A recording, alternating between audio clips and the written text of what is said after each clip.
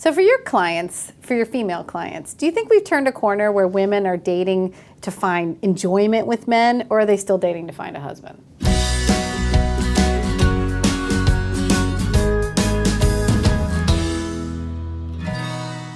I think that's a very interesting question, because I think we're in a place where we're kind of, where we're at both places, right? There's 50% of the women that are willing to have fun and just enjoy themselves, embrace being a woman. Yeah. And then there's that other 50% that are lagging behind, that are just doing things the way they were taught how to do, to kind of follow the old way. And the idea is to have a husband. Like, who cares what he looks like as long as he's a husband, right? Do you think it's really 50% though? I mean, that would be great, I think. I mean, I don't know. As a matchmaker, all the women who come to me, I would say 99% are looking for a husband. They want to get married. And they say, are your male clients marriage-minded? They don't want to just meet somebody who just wants to date. Now, sometimes there'll be an older woman, she's in her 50s or 60s, and she's already been married a lot, and she'll say, I'm willing to just be with someone in a long-term committed relationship, don't necessarily have to walk down the aisle or get married again. But I would say generally, all the women, and I have had thousands over the years, I've been doing this 10, 11, 12 years, they all want to know if the men are marriage-minded. So marriage is still, popular. It still holds, that isn't what, there's the idea of being married, right, still is a very strong magnet, and there's a reason for it. Still, I still find, even though we don't need a husband, none of us need a man anymore, right? We can take care of ourselves, we can make our own money, we can buy our own groceries, but we still want that connection. We're humans, we want that one person, our soulmate. It's a dream that we have, and I would say it's hard-pressed to let go of that, no matter what age. But we aren't talking about that they don't want to get married, right? The question is if they're going to do it with happiness or because they think it's obligation.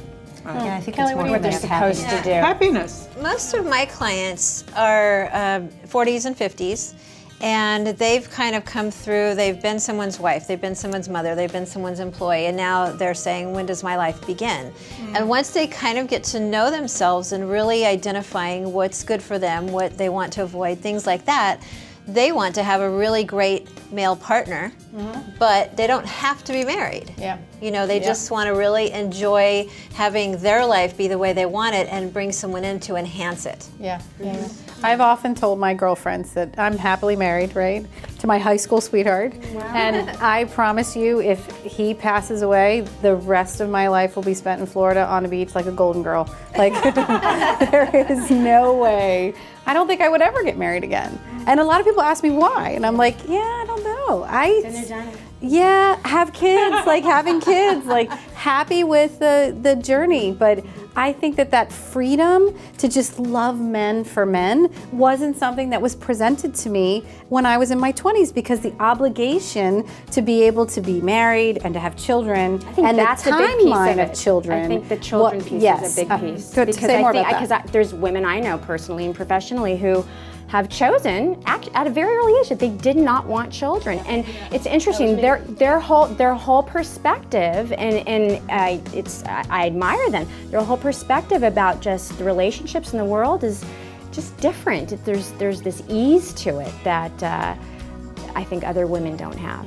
They need to know they have choices. So that's why when I'm coaching people who are in their 40s and older, they never knew they had choices. I mean, when my mom was a kid, you're 18, you better get married and have kids.